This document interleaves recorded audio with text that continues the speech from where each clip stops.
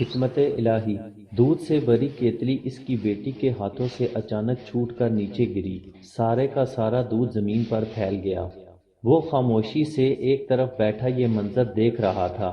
ایک لمحے کے لیے اس کے ذہن میں شکوہ پیدا ہوا، اے مالک، اس طرح کے چھوٹے بڑے نقصان ہم غریبوں کا ہی مقدر کیوں ہوتے ہیں؟ اگرچہ ایک ہی لمحے میں پورے دن کی کمائی کے برابر نقصان ہو چکا تھا، تاہم وہ زبان سے کچھ نہ بولا۔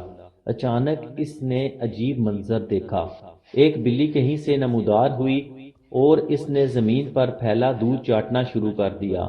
جب وہ جانے کے لیے مڑی تو ایک دم لڑکھڑاتی اور زمین پر گر کر لوٹ پوٹ ہونے لگی۔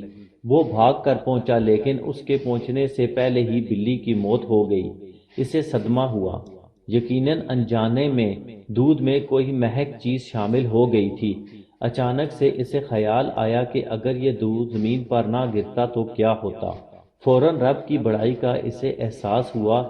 یا رب، تیرے ہر کام میں کوئی نہ کوئی مصلحت پوشیدہ ہوتی ہے۔ ہم کتنے نادان ہیں کہ چھوٹے سے چھوٹے نقصان پر تقدیر کا گلہ کرنے لگتے ہیں۔